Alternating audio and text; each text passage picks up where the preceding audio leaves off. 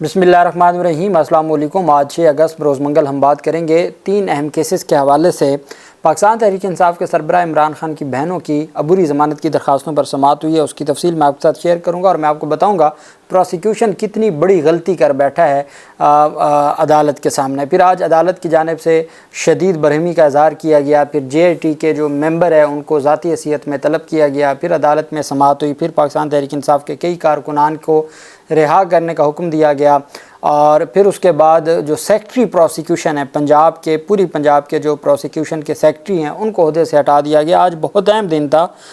پنجاب میں 9 مئی کے کیسز سے متعلق، اس کی اہم تفصیل میں آپ کے ساتھ شیئر کروں گا۔ سب سے پہلے تو میں آپ کو بتاتا چلوں کہ پاکستان تحریک انصاف کی آج عمران خان سے PTI وکلاء کی ملاقات ہوئی ہے، اور اس ملاقات میں بنگلہ دیش سے متعلق جو پاکستان تحریک انصاف کے سربراہ نے اپنا موقف دیا ہے۔ عمران خان نے جیل میں ملاقات کرنے والے وکلاء سے گفتگو کے دوران کہا ہے کہ ملک میں پاکستان تحریک انصاف کے خلاف جاری جبر ختم کیا جائے، بنگلہ دیش میں جو کچھ ہوا اس کی بڑی وجہ بھی ظلم ہے۔ عمران خان سے اڈیالہ جیل میں 6 وکلاء نے کانفرنس روم میں 1 گھنٹہ طویل ملاقات کی۔ ملاقات کے بعد اڈیالہ جیل کے بعد گفتگو کرتے ہوئے وکلاء نے کہا کہ عمران خان نے ثوابی جلسے پر کارکنان کا شکریہ ادا کیا اور کہا ہے کہ 13 اگست کو رات کو پاکستان کے جھنڈے لے کر باہر نکلیں۔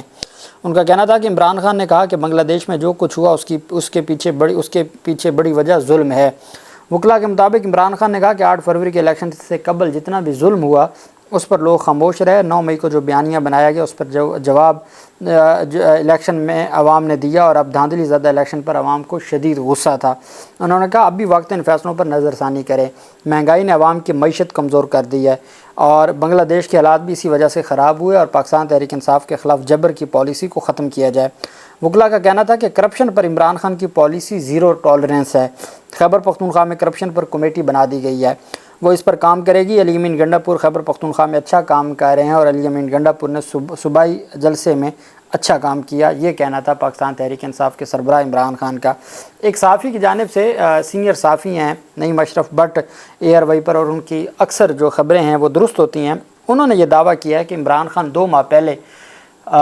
رہا ہو سکتے تھے، اور ان کی رہائی کے معاملات میں سعودی عرب کا بڑا کردار تھا، اور سعودی عرب کے ایک سینئر آفیشل یہ سارا معاملہ ہینڈل کر رہے تھے کہ اچانک شیر افضل مروت کے ذریعے ایک بیان دلوا دیا گیا سعودی عرب کے خلاف، جس کی وجہ سے پھر وہ جو عمران خان کی رہائی تھی وہ لٹک گئی، اور سعودی عرب ناراض ہو گئے۔ اس وجہ سے عمران خان جو 2 ماہ پہلے رہا ہو سکتے تھے ابھی تک رہا نہیں ہوئے۔ یہ آج نعیم اشرف بٹ نے انکشاف کیا ہے، اور انہوں نے کہا ہے کہ اس کا اظہار علی امین گنڈا پور نے سینئر قیادت کے ساتھ کیا ہے، اور یہی وجہ ہے کہ عمران خان غصہ میں ہیں شیر افضل مروت سے کہ ان کی ایک سٹیٹمنٹ نے پوری پارٹی کو نقصان پہنچایا ہے، اور وقتاً فوقتاً ان کی سٹیٹمنٹس تو آتی رہتی ہیں، لیکن یہ نعیم اشرف بٹ نے آج بڑا جو ان کی جانب سے دعویٰ کیا گیا ہے۔ دوسری طرف آج فواد چودھری کی درخواست پر عدالت میں سماعت ہوئی ہے، اور اسلام آباد ہائی کورٹ میں چیف جسٹس عامر فاروق صاحب نے سماعت کی، اور فواد چودھری کا کہنا تھا کہ جو پاسپورٹ کی تجدید اور نام ECL سے نکالنے کے عدالتی حکم پر عمل درآمد کیس کی سماعت میں عامر فاروق نے فواد چودھری کو بیرون ملک جانے کی اجازت کا آرڈر اٹارنی جنرل کو بھیجنے، اور اٹارنی جنرل کو فواد چودھری کو بیرون ملک دورے کی اجازت کے عدالتی فیصلے پر عمل درآمد کروانے کا حکم دے دیا۔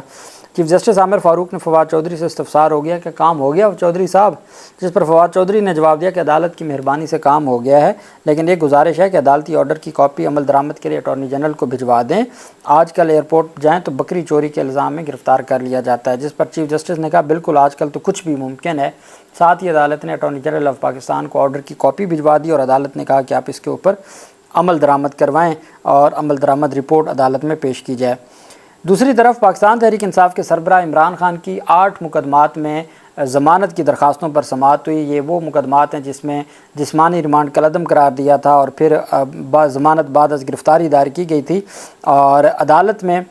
وکلاء کی جانب سے آج سلمان صفدر صاحب پیش نہ ہو سکے، اور انہوں نے ان کے جو معاون وکلاء نے عدالت میں استدعا کی کہ عمران خان تمام مقدمات میں جوڈیشل ریمانڈ پر ہیں، عمران خان سے کسی قسم کی کوئی ریکوری نہیں ہوئی، پولیس کیسز بدنیتی پر مبنی ہیں، انتقام کا نشانہ بنایا جا رہا ہے، درخواست ضمانت منظور کی جائے۔ 7 وکلاء نے کہا 9 مئی کے 8 مقدمات میں کہ عمران خان کی جونیئر وکلاء کی ٹیم پیش ہوئی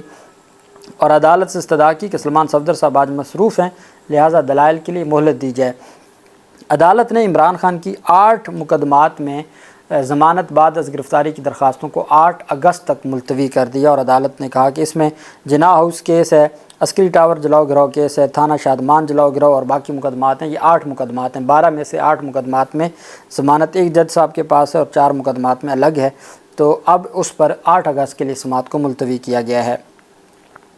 دوسری طرف جو اہم پیش رفت سامنے آئی ہے وہ عالیہ حمزہ کی درخواست پر عدالت نے علی باقر نصفی صاحب نے جو تحریری حکم نامہ جاری کیا ہے، ایک تو جو ریکارڈ طلب کیا گیا ہے اور وہ تفصیل ہے،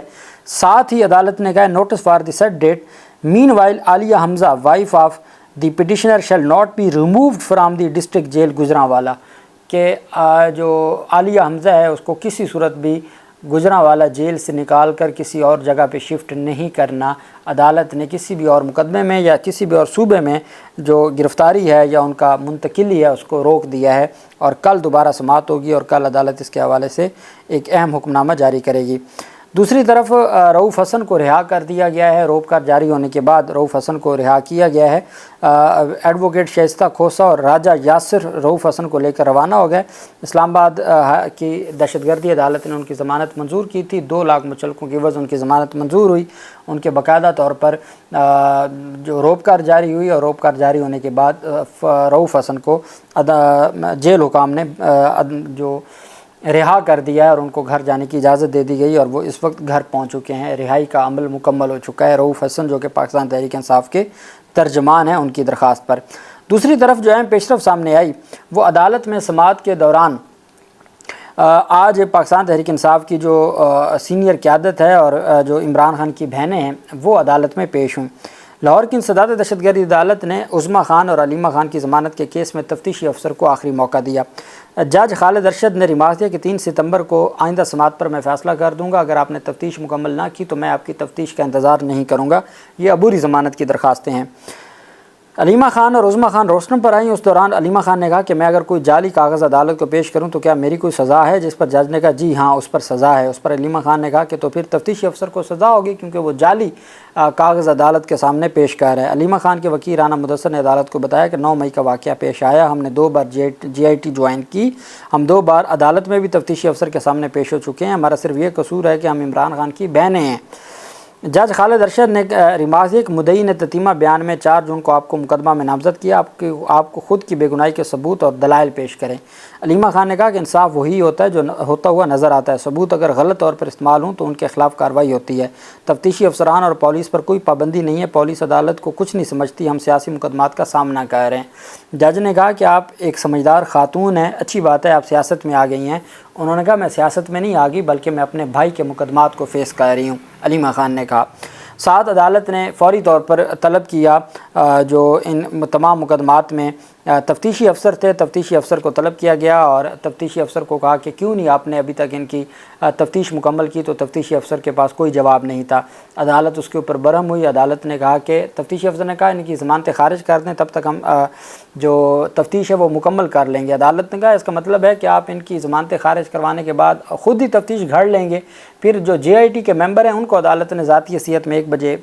طلب کیا تھا۔ پھر عدالت نے عبوری ضمانتوں پر جو پاکستان تحریک انصاف کی قیادت ہے ان کی ضمانت کی درخواستوں پر تو 3 ستمبر تک عبوری ضمانتوں میں توسیع کرتے ہوئے سماعت ملتوی کی، لیکن جو 24 کارکنان تھے پاکستان تحریک انصاف کے ان کی عبوری ضمانتیں کنفرم کر دی ہیں، ان کی عبوری ضمانتیں منظور کر لی ہیں اور ان کو چل کے جمع کروانے کا حکم دے دیا ہے عدالت کی جانب سے۔ اب اس میں جو دلچسپ صورتحال ہے وہ یہ ہے کہ لاہور ہائی کورٹ میں علیمہ خان کی جانب سے پٹیشن دائر کی گئی تھی کہ میرے خلاف کتنے مقدمات ہیں۔ آج عدالت کو بتایا گیا کہ 6 جون 2023 کو جو مدعی ہے ان مقدمات میں جو پولیس افسر مدعی ہے تو اس کے تتمہ بیان سپلیمنٹری اسٹیٹمنٹ پر علیمہ خان کو نامزد کیا گیا۔ لاہور ہائی کورٹ میں انہوں نے ایک رپورٹ جمع کروائی اور آئی جی پنجاب کہتے ہیں it is submitted that pursuant to the order dated 13/6/2023 کہ 13 جون 2023 کے آرڈر کو مد نظر رکھتے ہوئے آئی جی پنجاب کہتے ہیں کہ میں نے مختلف تھانوں سے اور مختلف حکام سے رپورٹ طلب کی ہے، علیمہ خان کے خلاف کوئی مقدمہ درج نہیں ہے۔ لاہور ہائی کورٹ میں یہ رپورٹ جمع کروائی 13/6 کے آرڈر کی روشنی میں، اور دہشت گردی عدالت میں کہتے ہیں جی کہ ان کو 6 جون 2023 کو نامزد کیا تھا۔ اگر 6 جون 2023 کو نامزد کیا تھا تو پھر یہ بات لاہور ہائی کورٹ سے کیوں چھپائی گئی؟ یہی سب سے بڑا جو mala fide on the part of the prosecution ہے، اس کی بنیاد پر یہ عبوری ضمانتیں کنفرم ہو جائیں گی۔ جو وکیل ہیں پاکستان تحریک انصاف کے، انہوں نے ہائی کورٹ کا یہ آرڈر اور پولیس رپورٹ